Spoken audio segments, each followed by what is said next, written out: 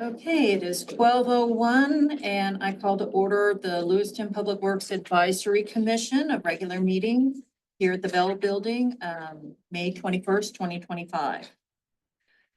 First on the agenda, do we have any citizen comments? Nothing online or anything? Okay, thank you. Let's go to the consent agenda. Are there any items that need to be removed on the consent agenda?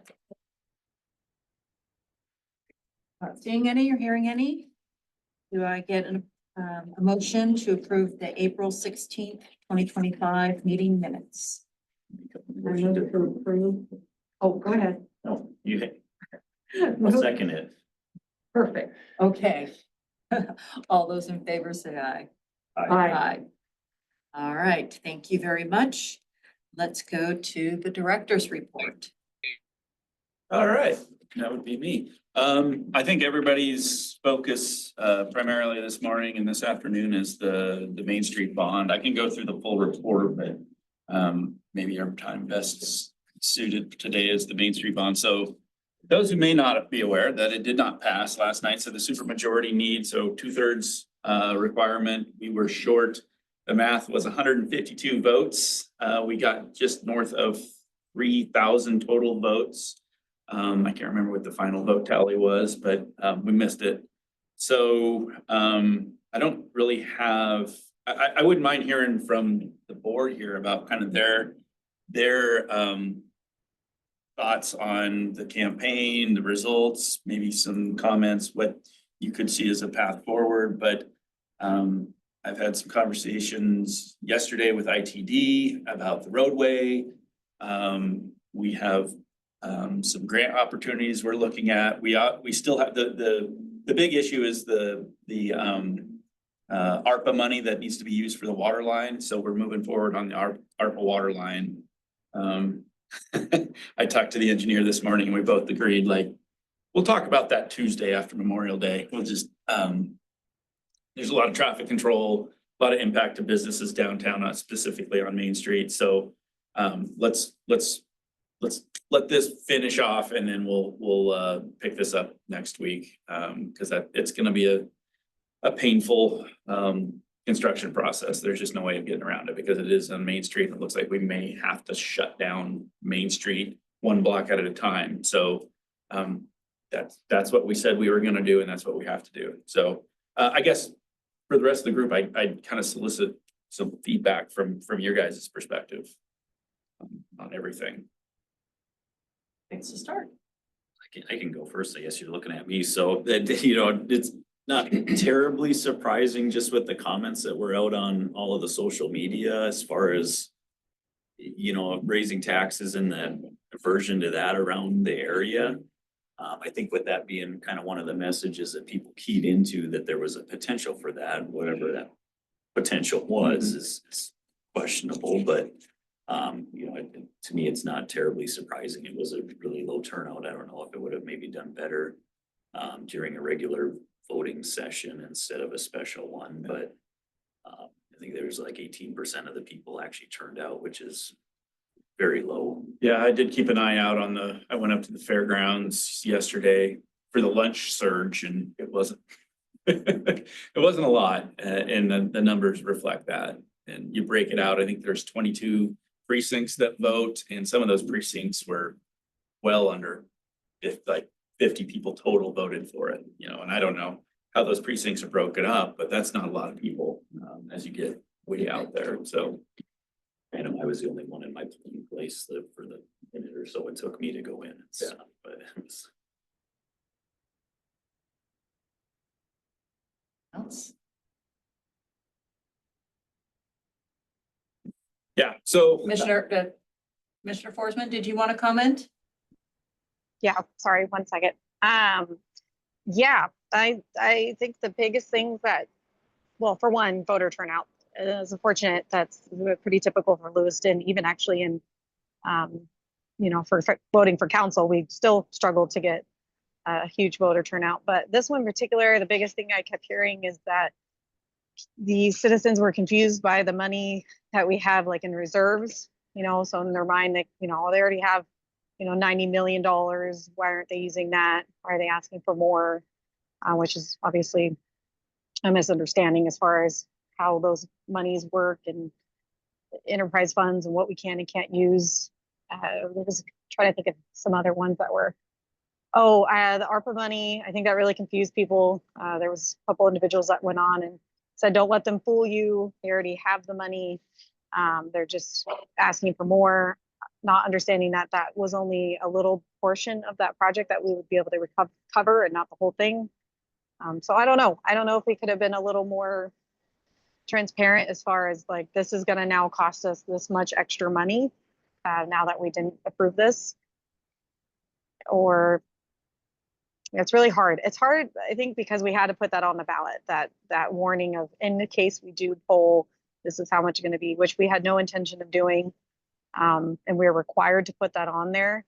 But as that, they're probably thinking we're putting it on there because we want to be transparent and then we're going to go ahead and raise it. But really, we just put it on there because we were legally required, even though we have no intention of doing that. So it's unfortunate. It's a bummer. Yeah, and I got the update today. So there's 2 states in the United States that require a 2/3 majority for a GO bond, Idaho and Kentucky. So we would have, talking with our group this morning of, a 62% vote on just about anything in today's world is what they call a landslide. And so, but we're still, whatever we are, 5.5 points short, which, those are the cards we're dealt. We will manage them. And yeah, the part where trying to make this as least impactful specifically to property taxes.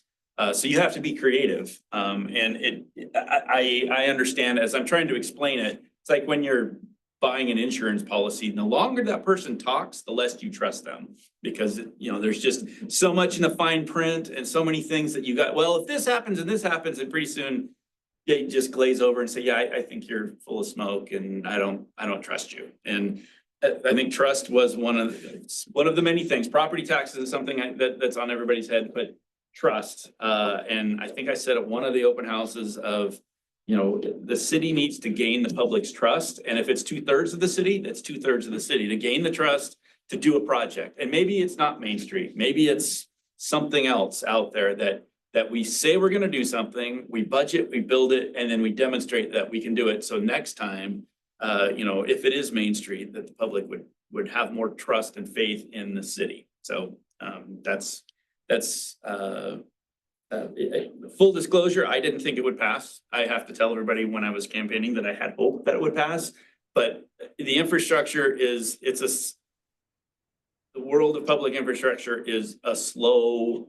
It's not going to fail instantaneously and it's not going to be rebuilt instantaneously. So it's going to take a while to get support or designs or whatever it's going to take. It's going to take time to get this built up. So yeah, we'll go back at the drawing board and we'll see what happens next. Because I think it was in the press release, the problems aren't going away.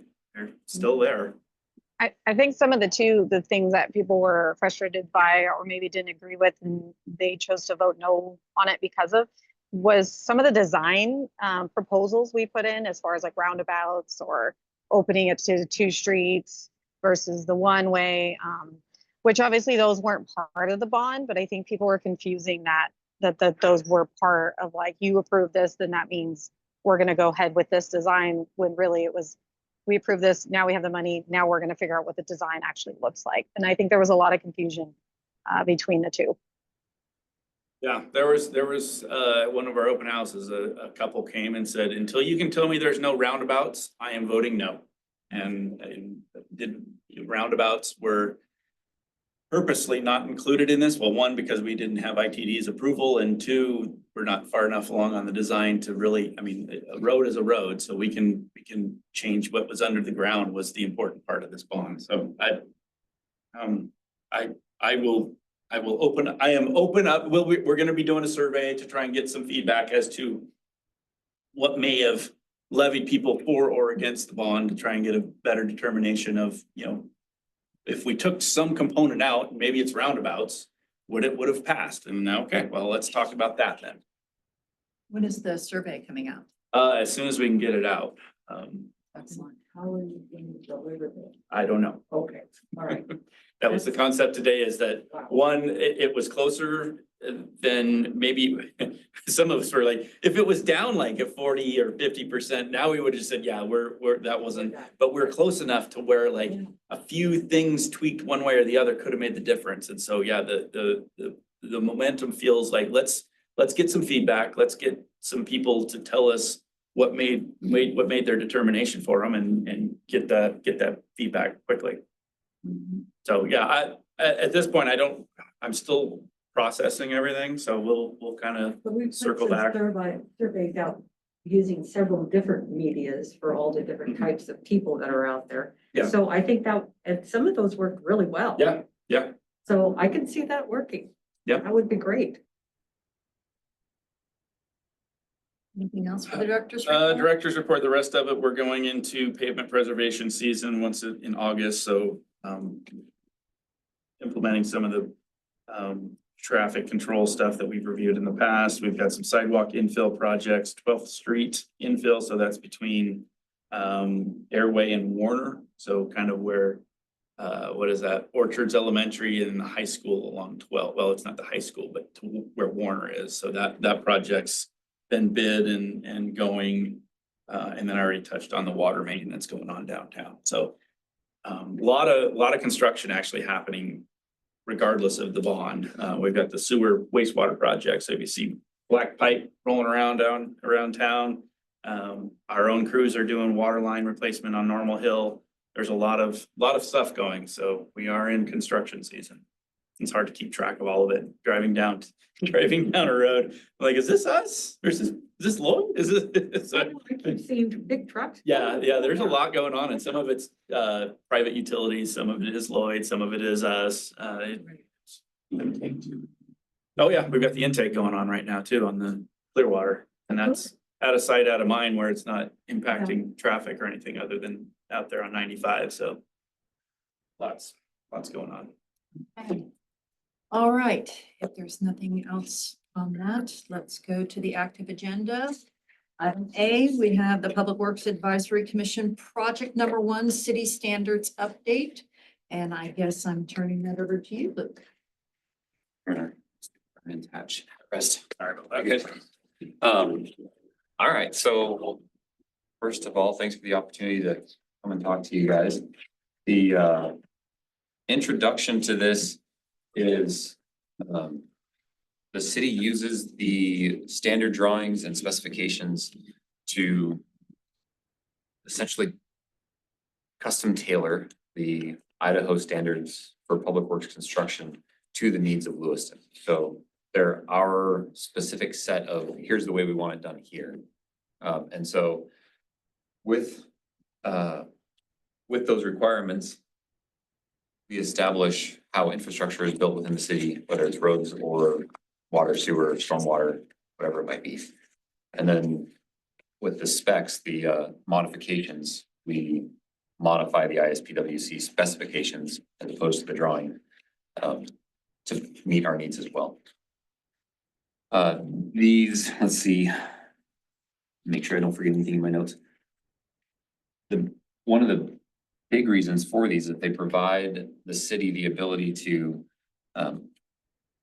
establish those requirements, but then allows staff to identify non-compliant plans. So if someone comes in and wants to build something, we've got a quick way to say, no, here's what our standards say, you need to do it this way. It eliminates a lot of arguments. Most developers are used to it and they go, okay, well, if that's what your standards say, then I recognize I need to do it that way. And the good ones don't even blink an eye. Every once in a while, there's something specific to that development that doesn't allow that standard to work for them. And then we have to work through a variance process, but generally we try to hold to our standards.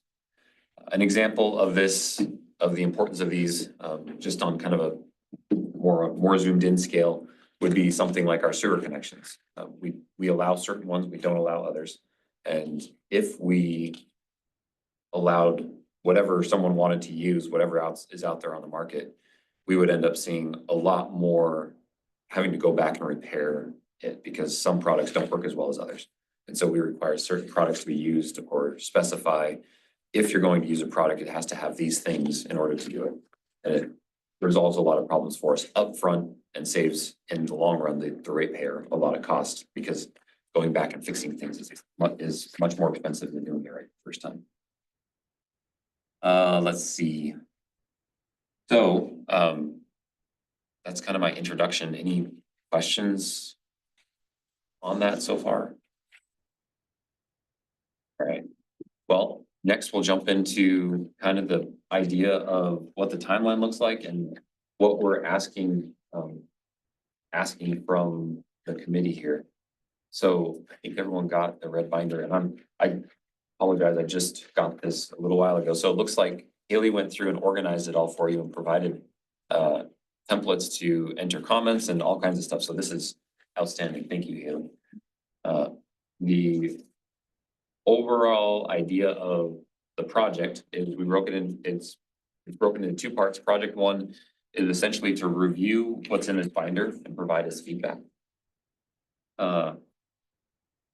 If you have any questions, looks like we said, can you shoot those to us by Wednesday, May 28th? So that gives you a week. This is on this sheet now that I'm looking at. I think it's in the front cover of your binder, or it was in the agenda packet as well. And after we get those questions, we'll address any of those questions or concerns, and then give you guys an opportunity to review these more in depth if you should so desire, and provide feedback to us by June 11th. And then we'll kick off assignment number 2, which assignment number 2 is essentially a review of whatever feedback the whole group gave. So we'll let everybody see what everybody else said and have that discussion. And then we'll collect a little bit more feedback and get these moving on to council. So the end goal is to get some sort of recommendation from the PWAC committee to take to council to say, look, the committee supports it, or they don't support this. If you don't support it, then we're gonna obviously try to do some more work so we gain that support. And that way we can take a favorable recommendation to council to bolster just council's understanding that we've done some work and we're working on dotting our I's and crossing our T's. The goal would be to have that second assignment completed by the 26th of June. And then we get it to council as soon as we can get everything packaged up after that. So that's sort of a rough timeline and what we're thinking. Oh, wait, no, that's not true. We would then package it all up and hopefully bring it back to you the next meeting of the PWAC committee so you guys can review. And we can tell you here's how we address the comments, and then we would take it to council.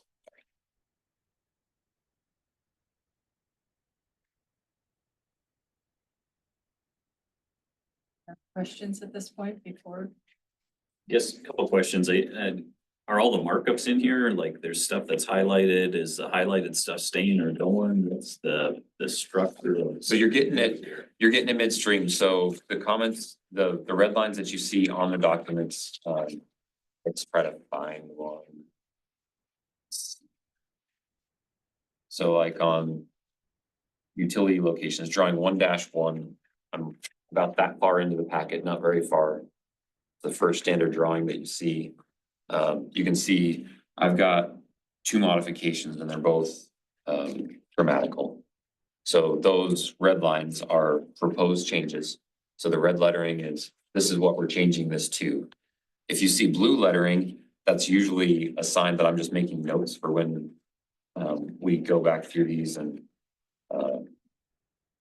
start making modifications. You're gonna see on the table of contents, which is right here in the front. I circled table of contents and then I just wrote a note off the side that says revise this table of contents once the drawings are revised and finalized, so that that's just a note to make sure we don't miss it. Right? Like I don't wanna keep revising the table of contents as we go, because that's a waste of time. We'll finish up our drawings, come back, do the table of contents and move forward. So that's just red lettering generally means I want that written down, although I'm contradicting myself right there because I wrote in red at the top of the table of contents. Generally, that's what it's supposed to mean. So you're getting it midstream because this is a lot of lifting. And so We just need to get it in front of you guys as it is and give you a chance to give us some feedback. And if as you flip through, if you have any questions about, well, what does that mean? Give me a shout. We've also provided, along with the drawings, if you go to, oh, that's not what I was on the cover yet. Haley, did we get in the spreadsheet of revisions? The revision summary spreadsheet? It's in there, it's the template sheets. Comments are in there. Oh, okay. So on your 11x17s with the red header on them, there's the proposed changes. So kind of a summary of what we're looking to do on each of these drawings. So I'm looking at section 1, general standards, and you'll see the number of the drawing. So 1-1 is the one we just looked at. The name of the drawing, which was utility locations, what the current date is on that standard. So that particular 1-1 is March 13, which, so the last time that standard was modified was March of 2013. And then the proposed changes were grammatical corrections. And that's got JUB proposed changes. That should really be JUB and city. It's kind of a combination. Yeah. So all of those proposed changes are a summary of what we're looking to do so far to date. And then there's an area there for you to make any comments or whatever you would like to use that space for.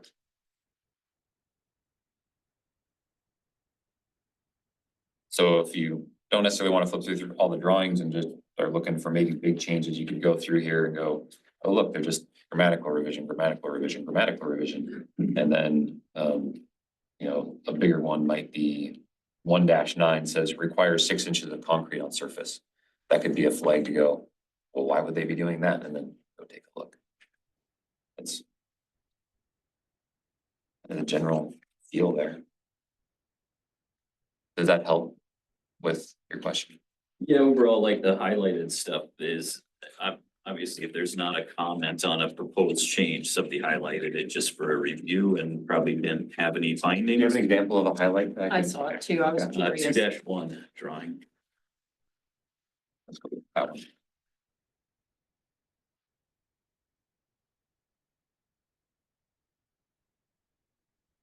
Yeah, so no changes with that one. Let's see. Where is that one? Just trying to understand if there was some kind of a decoding method. No, the highlights are probably just something where I was trying to flag myself to go back and look at it, or I may have highlighted it in a moment because I was looking for something else and was like, oh, hey, I want to remember this. Highlights are not a symbol of change. They would just be, there's something highlighted that would draw attention to it, not to change it, unless there's red lettering that scratches that out to fix it.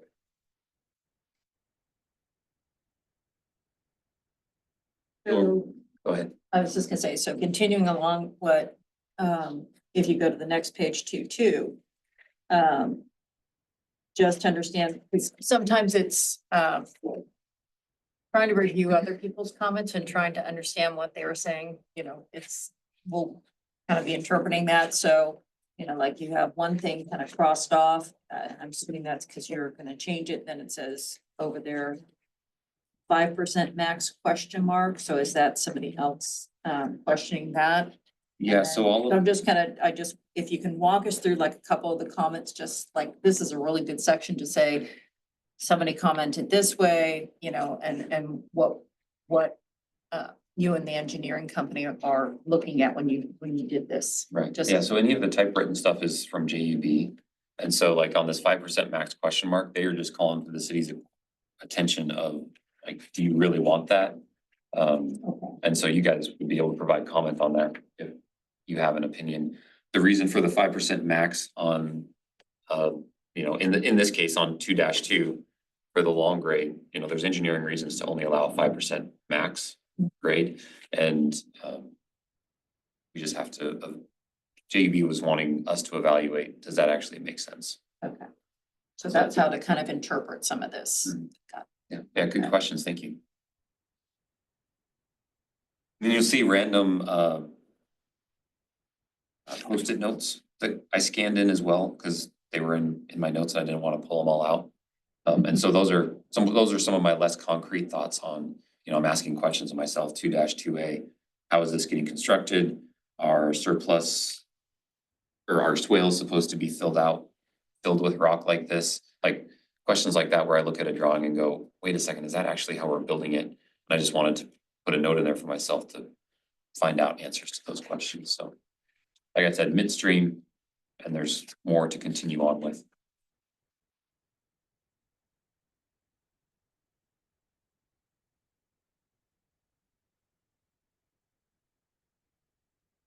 So am I understanding the timeline correctly here that, so we have only 1 week to go through all of this, the email questions and concerns? I think that first date is for like a quick scan through.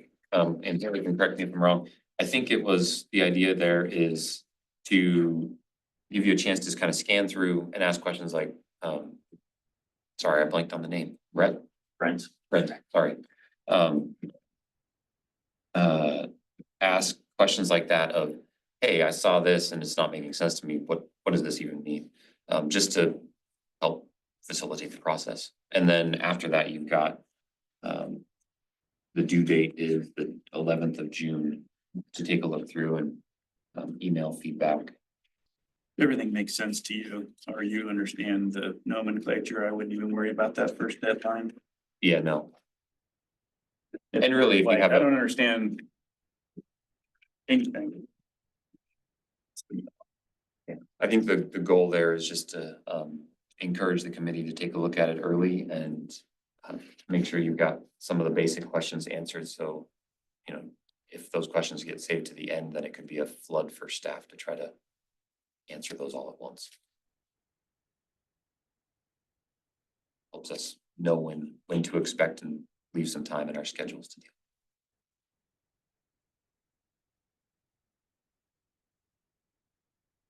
Anything to add to that, Haley? No, I think that's good. Okay.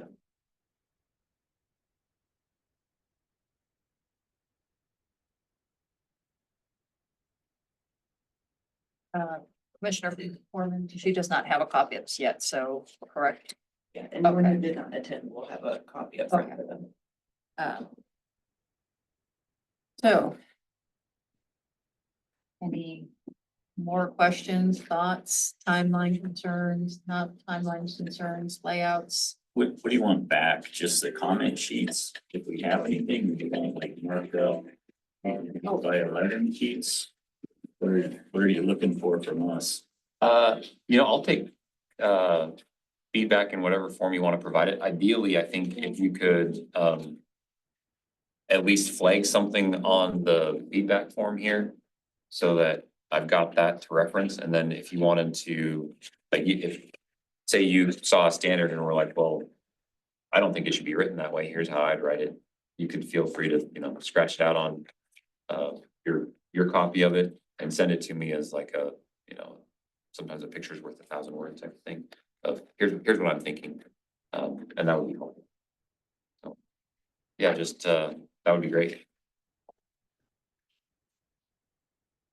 Send out PDFs of the standards and then something you can type into for the comment sheet if that's helpful. Either way, I can just do it in the book and turn the book back in too, so it's easier to do that way. So That would work.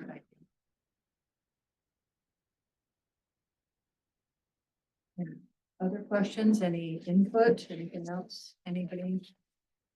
And I think injecting myself in the process of the goal is to have, these standards have been used for decades. You can go back to the signature page. They go back, this one's back to 2009.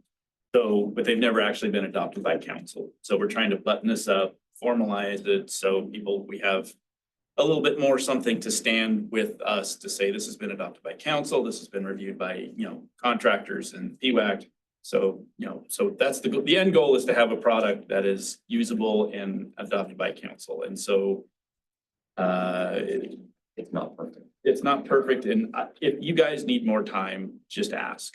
I would rather have a complete process 2 weeks late than you felt like you're rushed, and understanding that, some of this board is not engineers or have a technical background, and you're gonna look at some of these, specifically the water stuff, be like, I don't understand any of it, but if it's grammatical, if it's layout, if it's formatting of the signature blocks, whatever, I mean, it helps us to just make sure that what we're trying to communicate is, digestible by anybody really. So that's my comment. Are these the only set of standards in the entire city? Is this it? For Public Works, I don't know if anyone else had. Parks have, Parks. They're the only ones we look at. they're the only ones I'm aware of. Well, and that to me wasn't a question because if Parks has their own engineering standards, do they have engineers on staff to help review it? So it's still come to you to review if it was something that required an engineer standard for a park or something of that nature? Yeah. I would think so, or they would hire it out, Yeah. have Yeah. it designed by a professional for the park. Where does, just out of my curiosity, do you have a lighting standard For parks. for streets and or parks? Yeah, it's in, So that's not part of this, the It's not lighting part. standards. not like, we don't, because Vista does most of the, installation of any lighting poles and that type of thing. We don't have our own like lighting pole requirements. We just specify, here's the pole that you can use from a Vista. And here's how often you should space them. So that's not necessarily drawn out in a standard. We have specifications for it, but not like not a drawing. Vista is our franchise utility. No, I know, I'm familiar, and having dealt with engineering standards, everything, whether it was Public Works, whether it was parks, whether it's any part of the city. If any part of the city's infrastructure was touched or used or something, it always went through engineering. And so even when the lighting standards came in, whether it was for parks or streets, whether they used the utilities guidelines, they still spelled it out through engineering, so everybody was on the same page. So that's why I was just asking, because for parks, they would have certain guidelines because of aesthetics. So they have their own lighting standards and stuff, especially for the parking lots versus the pathways and, all of those types of things. And then for the streets, because we're, in the situation I was in, there was city owned and there was utility owned. But they had to be cohesive and kind of together. So they had to kind of match with regards to consistency through the city. So that's why I was asking. So they still, even though they had the utility, they still put together engineering standards working with the utility so that was there. So everybody was on the same page. So the utility, the city, everybody, and then the contractors, so there was no confusion because, when their real lights are not cheap, and trying to put all those in and things like that, it makes it, everybody's on the same page. So they actually did put a whole standard in to make sure there was consistency, what photometrics they had to meet and all those types of things. So that's what I was just asking. And then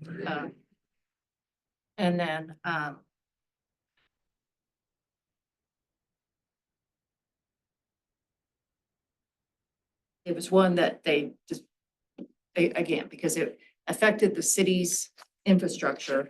I might just drawing a blank all of a sudden. It was electrical, but it was something along those lines. It'll come back to me. But and the reason it's still important is because I remember being kind of ingrained by the engineers. And actually the city manager that was an engineer, so we got ingrained what a standard was and how we were to follow standards. So I get all that.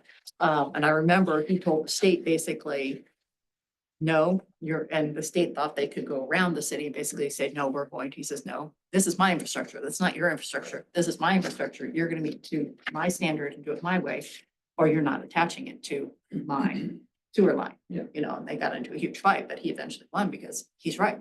It's the city's infrastructure, so you have to follow that standard. So for me, I like seeing standards. I like seeing more standards and stuff added. So because the city's infrastructure needs to always be protected and the city has to conform to you. And having that to me is, that's why I want, you know, to me, I would add a lighting standard.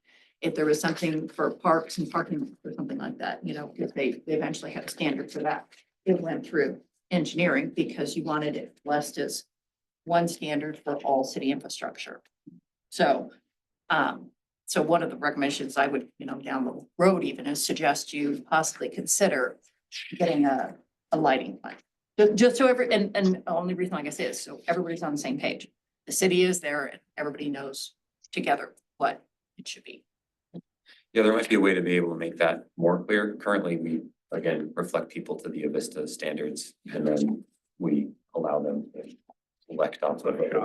Yeah. Yeah, pre-approved list. If it's going to be city infrastructure, you know, if we're taking over the lighting, then we specify this is the standard poll that will allow you to select off of the Vista's list, and that's what we want used. Oh, I remember what it was. Are you specifically referring to like Parks and Rec, like our Parks and Rec department going through a city engineer? Or am I misunderstanding? No, what I was saying is, so like, parks, you know, where I'm used to and where I kind of understand sitting at, you know, engineering. If there's a city standard attaching to certain infrastructure, it should still be part of a same city engineer standard that goes forward. Because it's still engineering standards. So whether it's in a park where, you know, parks involved or something, it still goes back through engineering, because who controls the essential infrastructure of the entire city? It's essentially engineering, which is a part of public works. So it's just, it's one kind of central location, so people aren't having to look in various locations. And it makes one comprehensive document, so everybody's on the same page, because sometimes people may not realize it. There could be something that is, and the reason I saw everything kind of consolidated to one department is, you wouldn't want something in a park, let's say, I don't know, I'm gonna do something out of crazy, maybe a swale. You know, and it's not considered maybe a swale for part of stormwater or something, but parks usually do have something like that. Well, you already have something in here about swales and things like that. And there should be like a consistency standard for how the swales are because of water volumes and things coming in. And so it should kind of have that dynamic, if that understand, you know, for matching, if that makes sense. So a park wouldn't have a different swale standard for water intake and whatnot. It would still have the consistency of what is already been established here for a swale. Does that make sense? So yeah, I think so. So the park manager for like Parks and Rec, which we have a new, or director is his title, probably getting his title wrong. We have a new one that I would assume he would then, what you're saying is he would go to our overall city engineer design document when they're doing improvements or making adjustments to our city parks. Is that correct? Am I understanding that correctly? Right, because you don't want like two different standards and have one not meet the same standard from the rest of the city. There's engineering standards, as I said, it was kind of drilled into me. They all should be kind of similar and cohesive, you know, and not have two different, you know, you want that consistency so that one doesn't have an entirely different standard over here versus what it should be over here meeting this guideline, if that makes sense. Yeah, I almost wonder if this, Justin, might be a good thing for Councilor Spickelmeyer. I believe is still on the Parks and Rec committee. Maybe talking to him about bringing it to their team so they can discuss it, and then just figuring Yeah, I out what that looks like? I mean, right now with parks right now, so facilities is hiring a new manager. And so facilities has started down this road in the past and they haven't really gotten enough. I mean, they have preferred case in point would be like paint. They don't, so you don't carry 1,700 different colors of paint. They have the preferred, like you pick one of these 6 colors or whatever it is. And so they have cut sheets for lighting and paint and I don't know, carpet and some furniture. So they've already started down this process. This would be a little bit more not specific to the offices, but like the facilities where you're gonna put in this type of lighting, you're gonna put in this type of door. And we've already done that with like door security. Like the city's moving in that way. And I think when we bring in the new director and then the new facilities manager, that we could probably share the effort. We're moving on this one and start streamlining it because parks and specifically facilities is starting to move into what engineering is already doing as far as asset managing. I mean, we're managing the assets within the public right of way and, you know, water sewer mains. Parks is gonna start going down that route with everything that parks and facilities manage. So we're working on that. I just know that with their turnover and retirements and everything, they're probably gonna be a little bit behind this process, but it's good feedback because I think why would you let one department like engineering and these standards get so far down the road and then parks is like, I don't even know what light bulb we're gonna spec. So I think that's good. Yeah, do you think it would be valuable to have their committee kind of review some of the things we're reviewing to provide feedback? I Prior think to at this point, we adoption? should start with staff level, get Okay. the staff to buy in on it and then let them take it to their board. And then if there needs to be any cross communication between this board and that board, we could, but I mean, I have always looked at that parks board as more of like the function of the parks, not necessarily the down in there in the weeds stuff, but they may take an interest in this, I'm not sure. Yeah, I think it'd be good to, like you said, go through staff first and then kind of feel it out and then possibly have that as an option for them to look through. So, you know, words communicating to each other, I think makes sense. And the good thing is the new he's from Fort Bragg, has a lot of military, so I think this is something that he's gonna love as far as programs and setting up your standards and, you know, that'd be good. He starts June 2nd week of June, soon. Awesome. Thank you. One comment on having the Parks Committee review it would be, so far, our standards don't influence, you know, what Parks does. From a right-of-way standpoint. You know, our standards are for public right-of-ways and public infrastructure so far, which Parks is mostly operating outside of. If they do something that does influence this, then they will have to comply with the standards. Like when they have a big water connection or if they're changing out a PRV or whatever the case is, they have to comply with the DEQ standards for water and ours as well. And then, so that's why I just want to make sure, because I kind of don't see some of those in here. And then the other thing I remembered, because before I forgot, because on the tip of my tongue, I remember. Traffic signal is my other favorite thing in the entire world. Is there a traffic signal, kind of like standard and things of that nature? Yeah. Okay. Working on one. Okay. I mean, with the Main and they're- Street design, a lot of what we're finding is we have a preferred manufacturer or a company. But getting service for some of those is often difficult for that. So yeah, we're working on a specification for that actually right now. I mean, started with the Main Street project. Because it's not the bigger component, actually, you know, it's obviously the traffic signal, but then the traffic signal boxes and the components and the electronics and things of that nature. And so. We have specifications for a lot of that. We just don't have drawings of it. Okay. And we knock them down enough that we replace them. So it's whatever we can put together. You know, there are just days, just put a bullseye on it and just be done with it. And what's It- crazy it's- is how many of those people are not And insured too. people don't, yeah, and it's always the ones that are uninsured that always knock them down. Yeah, my poor electricians were just about at wit's end. So And we yeah, were down those are, for, we had none in reserve. So if one of our signals one of the boxes got knocked over the last month, we were people going back to don't Fort Wayne. understand how expensive they You got are. 2 from Moscow? No, we got pieces from Coeur d'Alene. Oh, Coeur d'Alene. They must have better drivers up there. No, they just got a grant. They got a grant, changed out all of them. Okay. So, so those are some ones that, you know, as time goes on, it would be, you know, I think it would be nice to add those types of standards for, you know, like I said, and I'm having had it like dad drill in me, my engineering, you know, it was just, and I learned a lot from him. So that's why when he explained, you know, why we wanted the standards, I really started learning from him and reading and all of that bit. So that's why I hope someday, you know, it will evolve to that because I now understand and truly believe it's important that engineering is the keeper.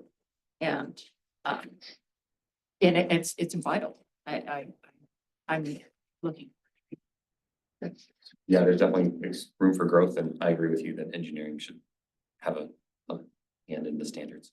Yes. So in kind of getting back to, this is all that we have, right, as a city right now, like you don't have anything calling out like piping, valve specs, even like what type of a crossing is required for a development or side street. If, you know, somebody's putting in a new development, is there a certain number of houses that require or that would then say you have to put in approach ramp or something like that to cross the street?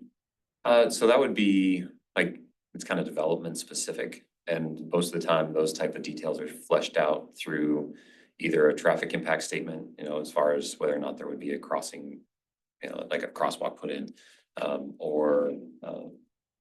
or specific valving. There are specifications as to what our preferred manufacturers are and what we'll allow and what we won't allow. That's in more towards the back in our standard modifications. We get into more specifics about that. And then there's always space when we are doing our own projects to write more into the contract specs as well. So these are just our standard modifications. I provide some. Oh, some Mike, context please. here. So Yes. I'm in it all the time, and but for those of you that aren't, probably, this is like a partner document to the ISPWC, right? So there's Can you speak up just? Idaho Standards for Public Works Yes. Construction is the big binder that has specifications developed by the state. This is a supplement to that. So these aren't really standalone. But your question about pipe and valves, those kind of things, all in ISPWC. This is only as modifications that the city wants to see in those standards. Any city Right. has their own supplement specific, I shouldn't say every city, but cities our size have their own supplement, like I want our manholes to have the stamp of this, or, you know, well, you can see the full standard. So yeah, this is just a supplement of the whole book, big book, which you can read through that one too. I mean, most people don't know that that document exists. Oh, Even contractors don't often know. You're right. If I ever would. that's true. Okay, any other questions for me? Do you have any questions? You've been very quiet. Okay. Any more questions, anybody? You have any final comments from? All right. Thank you. All right, thank you so much, Luke, for, we'll do our best and we'll, The other reviews we've done of different policies and stuff last fall, I know we were looking at traffic calming and other stuff. Have those ever went to the city council for approval? Traffic calming is with the city attorney's office. The right of way temporary traffic control is still with staff. Maybe a few more I can send out an update.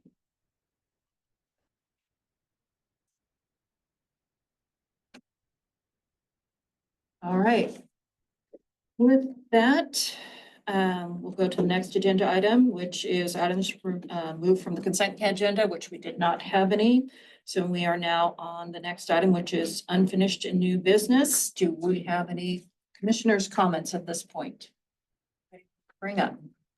This is the one I share, right? Yes. No, I said, okay.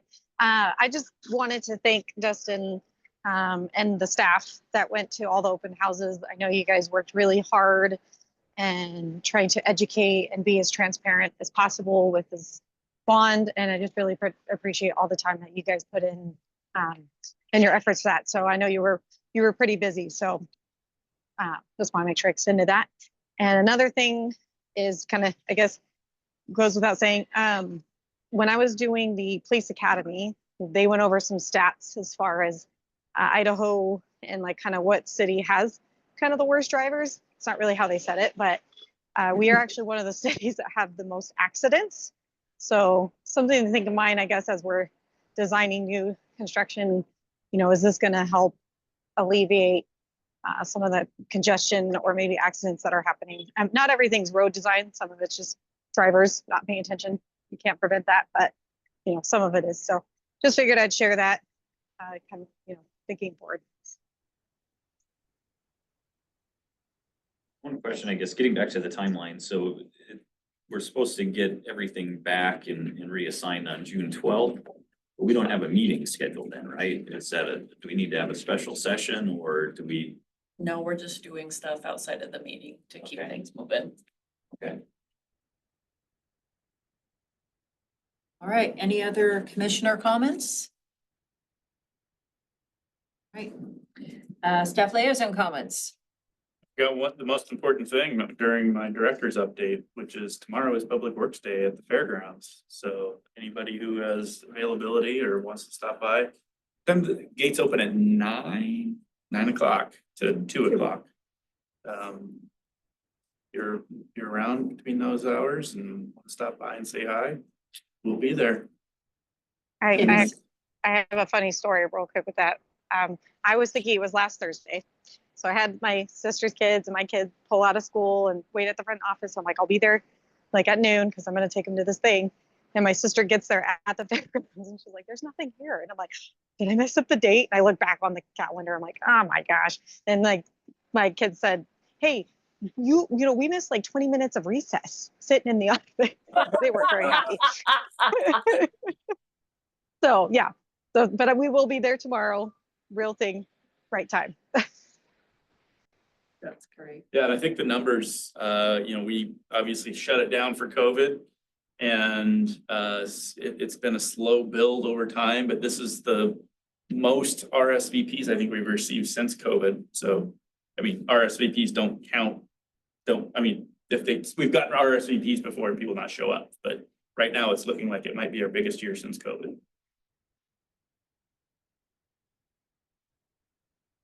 Okay, anything from you?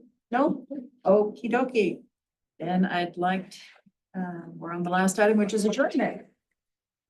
And we have a motion? I'm sorry? I moved to adjourn. We have a second? Seconded. All those in favor? Aye. Hi, Thank you. thank you. Bye. One of those text messages I was getting was my helper